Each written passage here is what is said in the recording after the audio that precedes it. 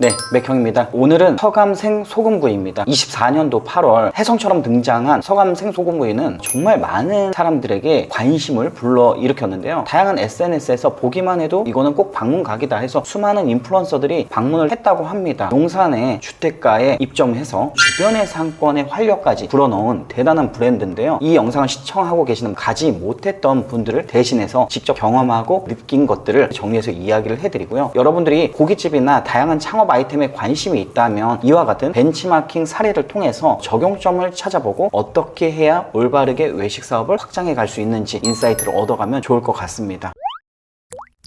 서감생 소금구이 용산 직영 본점에 다녀왔습니다. 제가 간 날은 평일 오후 4시 브레이크 타임을 끝나자마자 바로 들어갔었는데요. 로드뷰는 24년 8월에 보면 공사하는 현장의 모습을 볼 수 있는데요. 평수가 대략 90평 정도 된다고 합니다. 이렇게 큰 왕복 8차로 대로변에 고깃집을 오픈한다. 주변에 아무것도 없는데 오로지 지나가는 차량들을 통해 시선을 잡을 수 있었기 때문에 큰 면을 차지할 수 있는 자리를 선택하지 않았나 생각을 해봤습니다. 용산 하면은 뜨는 상권이죠. 비싼 지역이기도 하고요. 그런데 모든 곳이 다 화려하고 좋지는 않습니다. 용산도 마찬가지로 골목 상권이 존재하는데요. 저는 개인적으로 이런 기획형 브랜드, 전문가 그룹들이 셋업해서 만든 개인과 경쟁하기 어려운 정말 좋은 브랜드거든요. 세관 그린푸드라는 회사에서 운영을 하고 있고요. 교대 2층집 여러분들이 알고 계시는, 그리고 작년, 재작년만 뜨겁게 고기 시장을 달궈놓은 산청 숯불가든까지, 거기에 이어 서감생 소금구이라는 브랜드를 만들어서 회사적으로도 포트폴리오에 한 획을 그었다고도 생각할 수 있겠지만, 저는 사실 이런 브랜드 존경합니다. 왜냐면은 이런 골목 상권을 브랜드를 통해서 시장에 활력을 넣을 수 있다는 거예요. 심지어 여기 옆에 있는 커피숍은 서감생 소금구이에서 별도로 운영하는 곳이 아닌데, 대기하는 사람들이 추운 날 이곳에서 따뜻한 커피와 함께 대기를 하면서 이곳마저도 문전성시하고 있다라고 볼 수 있습니다. 이렇게 주변의 상가까지 장사가 잘 되게 하는 효과도 내고 있는데요. 지금은 주변에 작년 8월경 같은 시기에 공사하는 매장들이 많이 보이는데, 현재는 다 오픈을 했더라고요. 정말 화려하게 탕집으로 오픈을 했고요. 이렇게 허름한 건물도 건물의 본질을 그대로 유지하면서 약속 곱창이라는 곱창집으로 바뀌었고요. 여기 울엄마 제철 맛집, 여기 또 정말 맛집이라고 소문이 난 곳이에요. 여러분들 시간 되면 한번 가보시면 좋을 것 같은데, 보시면은 이렇게 특색 있는 식당들이 많아요. 여기 봉숭아도 만족도가 높은 식당 중에 하나였다고 같이 간 일행이 또 이야기를 하더라고요. 예전에는 숙인의 한정식 뭐 이렇게, 지금 울릉집이라고 해가지고 화로회, 제철회, 오징어 이런 것들을 파는 식당으로 바뀌어 있더라고요. 익스테리어나 인테리어 보면은 울릉도에서 먹는 거와 같은 느낌을 주는 표현도 해서 가면은 들려볼 곳들도 많았습니다. 지금은 보면은 뭐 공인중개사무소, 그리고 카센터 뭐 이런 것들이 있는데, 지금은 거의 다 식당들로 바뀌어 있었습니다. 이렇게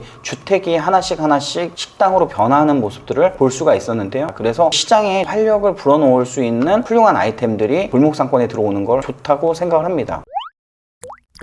서감생 소금구이 외부가 10m가 넘을 정도로 전장이 되게 길어요. 간판이나 앞에 있는 조형물들이 나는 서감이야 라고 하는 메시지를 주기는 충분했습니다. 외부에서 보면은 이목이 끌려서 안 갈 수가 없어요. 너무 임팩트가 강렬했어요. 개인들이 정말 많은 창업비를 투자해가지고 이와 같은 매장을 세팅하기는 어렵겠지만, 최소한 서감, 볼석의 바위암, 그 위에 올려먹는 소금구이라는 것들을 직관적으로 연상할 수 있는 메시지를 주고, 외부의 조형물로, 그리고 그 시대적인 흐름에 맞게 부분 요소를 다 적용하는 것이 저는 일관성이고 소비자들이 신뢰하고 문턱을 넘어 들어온다고 이야기하거든요. 그래서 내부까지 시대적 배경을 표현하면 좋겠지만, 돈의 한계가 있으면 외부만큼이라도 꼭 굳이 쨍하게가 아니라 상호에 대한 메시지를 표현할 수 있는 것들에 장치를 넣으면 좋다라고 저는 생각을 합니다. 왜냐하면 내부를 알고 들어오는 것보다 지나가면 외부를 보고 들어오는 경우가 대부분이기 때문에 그렇습니다. 이렇게 보면 앞에 POP 판이 있는데 돌이 세로로 이렇게 세워진 모습이 있는데, 이거는 서감생 소금구이의 시그니처 불판이죠. 불판을 세로로 세워놓은 모습이라고 해요. 앞에서 팔고 있는 음식에 대해서 먹음직스럽게 보여주고 있습니다. 오시면 꼭 먹어야 되는 음식에 대해서 비주얼 좋은 이미지를 촬영을 해가지고 앞에다가 표현을 하고 있어요. 이런 것도 참 좋았고요. 서감이라고 한자로 크게 써있는 네온 조명도 보기 좋았습니다. 그리고 익스테리어에선 돌의 느낌의 서감생 소금구이를 표현한 거와 옆에는 벽화죠. 개인이 직접 그린 것 같아요. 이게 전문가들에 의해서 매장이 아닌 작품이 탄생했을 거라고 생각을 합니다. 이렇게 돌의 느낌도 디테일하게 조금씩 세월의 흔적을 표현해낸 것들을 보고서는 디테일함의 끝판왕이다라는 생각을 했습니다.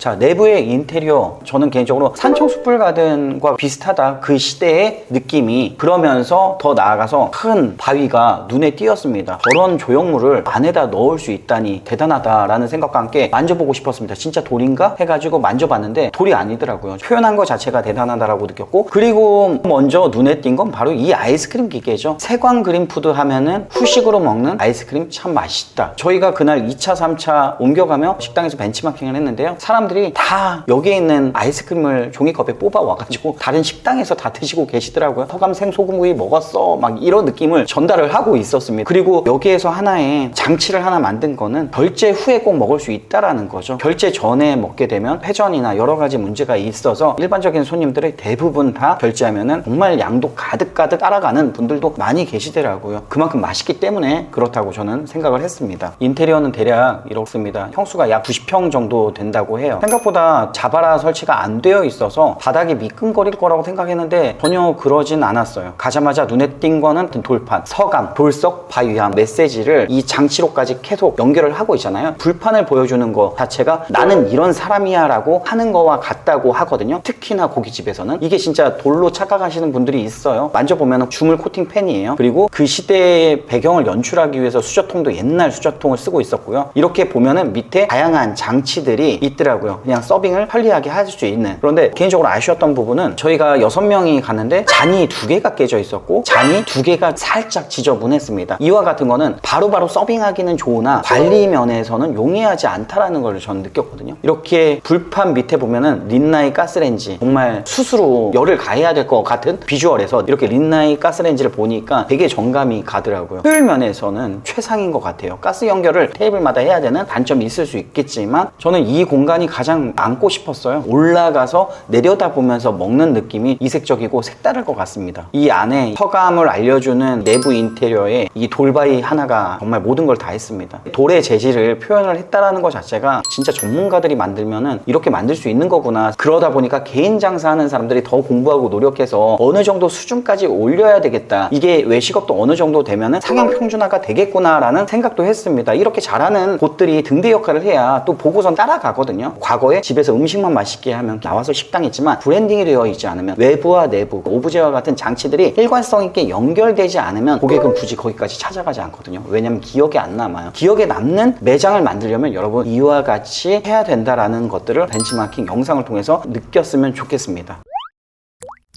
메뉴 한번 볼게요. 삼겹이 있고요. 첨겹이 있습니다. 항정살을 첨겹이라고 표현을 하고 있더라고요. 첨겹이 항정살의 지방이 겹겹이 많이 쌓여 있다라고 해서 첨겹이라고 부르기도 하더라고요. 항정살 하면 기름 많은 부위, 물론 고소하긴 하지만 부속 부위라고 생각할 수도 있는데요. 첨겹이라고 하기 때문에 특이하고 달라 보였습니다. 상호가 주는 매장에 임팩트가 있는가 하면은 메뉴에도 이름을 어떻게 부여하느냐에 따라서 가치가 달라지는 거거든요. 단순히 김치 하는 것보다 충주 사과 발효 김치 이렇게 하게 되면 먹기 전에 식욕이 충만해지죠. 자, 이 김치가 충주 사과 발효김치인데요. 충주 하면 사과잖아요. 그냥 일반적인 김치, 배추김치, 겉절이 뭐 이런 단순한 네이밍을 쓰는 것보다 충주 사과 발효김치 하니까는 일단 맛이 궁금했는데 너무 신선하고 감칠맛도 김치에서 느껴지는 것들이 너무 좋았습니다. 교대 칡집에서 팔고 있는 로스 삼겹도 마찬가지로 이곳에서 팔고 있었고요. 모듬에서 삼겹과 청겹을 같이 해서 팔고 있었습니다. 돌판 짜파게티, 이거는 오면 무조건 먹어야 되는 시그니처 같은 느낌이 있었고요. 허감 볶음밥도 마찬가지입니다. 그리고 된장찌개, 된장술밥, 물냉면, 비냉면 이렇게 사이드 메뉴가 있었고요. 떡쌈, 그리고 감자와 버터, 묵사발까지. 반찬은 그렇게 많이 나오진 않습니다. 일단은 충주 사과김치가 역할을 다 했어요. 그냥 거기에 마늘만 있으면 될 것 같고, 김치를 돌판 위에 올리시고 고기를 직원분께서 초벌을 어느 정도 도와주셨습니다. 삼합해가지고 고기와 떡과 치즈를 같이 이렇게 판매를 하고 계셨는데요. 교대 2층 집에서 저는 경험을 해서 어느 정도 맛을 기억하고 있었기 때문에 그렇게 낯설진 않았습니다. 근데 이제 같이 먹는 김치가 너무 잘 어울려서 더 맛있게 먹었었습니다. 그럼 여기서 하나 보셔야 되는 부분은, 이건 약간 디테일인데요. 저는 보면서 기름줄을 판을 만들 때 다 생각을 하고 만들지 않았을까. 그래서 자연스럽게 고기 기름이 이쪽으로만 흐르게 하기 위한 나름의 노력이 있지 않았을까 생각을 했습니다. 그런데 옆으로 조금씩 새는 부분들이 있긴 하더라고요. 대부분 아래로 기름이 빠지긴 했는데 옆으로 새는 기름 때문에 직원분들이 관리하기 좀 어렵지 않았을까 라는 생각도 같이 해봤습니다. 고기를 다 먹은 후에 볶음밥하고 짜파게티 꼭 먹어야 되는 거기 때문에 주문을 했는데요. 어쨌든 고기도 초벌을 어느 정도 해주시고 첫쌈을 또 싸는데 도와주셨고, 볶음밥이나 짜장면도 이렇게 직원분들이 조리를 직접 해주셨는데, 이게 90평이다 보니까 사람들이 한 번에 꽉 찼을 때는 주기 위한 직원이 정말 많이 필요하겠다 생각을 했는데요. 아니나 다를까 저희가 먹고 있는데도 손님과 함께 직원분들이 여러분이 또 출근을 하고 계시더라고요. 일하는 사람들은 상당히 많았습니다. 이렇게 치즈에 계란까지 딱 올리면 정말 맛이 없을 수 없는 조합이죠. 최고의 조합인데, 나아가서 앞판에 짜파게티를 딱 내려놓는 순간 정말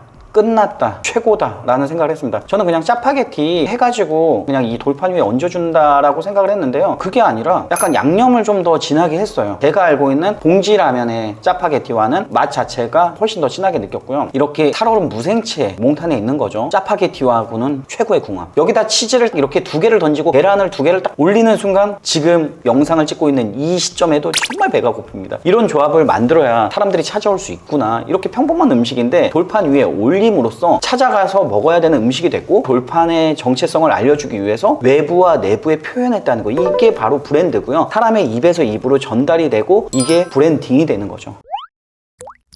저는 개인적으로 정말 맛있게 먹고 왔습니다. 이건 광고가 아닙니다. 홍보도 아닙니다. 많은 사람들이 방문을 하고 있기 때문에 저 역시 방문을 했던 거고요. 그리고 아직 방문하지 못했던 분들 위해서 간접 경험을 쌓기 위해 제가 영상을 촬영을 했던 건데요. 음식의 전반적 퀄리티 자체는 매우 훌륭했습니다. 그리고 브랜드, 기획, 이걸 평가할 수 없을 정도로 너무 잘했고요. 이 부분에 대해서 저는 100점 만점에 100점을 줄 수밖에 없는 상황이고요. 반대로 조금 아쉬움이 남는 부분이 있다면, 프랜차이즈를 처음부터 설계를 하고 하셨대요. 그래서 서감생 소금구이를 검색을 해보니까 약 10개 가까운 매장들이 나오더라고요. 제가 이 브랜드와 연관된 분께 여쭤보니까요, 처음부터 프랜차이즈를 계획하고서는 만들었다고 해요. 그래서 매장을 확장하는 단계인 것 같고요. 제가 좀 아쉬움이 있는 부분은 프랜차이즈로 하면서 익스테리어에 대한 힘을 좀 빼고 들어갔다라는 부분들. 왜냐면은 이 서감생 소금구이는 제가 볼 때는 이 파샤드예요. 외관의 임팩트가 정말 사람들을 끌어당길 수 있는 힘들을 가지고 있는데 어쩔 수 없습니다. 저도 프랜차이즈 회사를 운영하다 보면은 예산이라는 거에 타협점이 생기거든요. 자금이라는 게 한계가 있기 때문에 너무 비싸면은 이 창업을 할 수 있는 수요가 주는 거잖아요. 그래서 파샤드의 힘을 빼고 들어간 부분들이 조금 아쉬움으로 남는 부분이고요. 그리고 이제 프랜차이즈 단계로 들어가면 제가 늘 택시하고 비교합니다. 예를 들어 K5 YF 소나타가 처음 나왔던 시점에서는 정말 명차였었어요. 현대기아가 이렇게 좋은 차를 만들 수 있나 할 정도였거든요. 그런데 어느 순간 택시가 대부분 YF 소나타 아니면 K5예요. 이러다 보니까 내가 K5를 사면은 택시에서 느꼈던 그런 감성을 느껴야 되고, 택시를 타는 거와 같은 느낌을 받으면서 운전을 하는 게 사람들이 싫은 거죠. 이거는 희소성의 가치와고도 연결되는 부분이거든요. 서감생 소금구이가 이제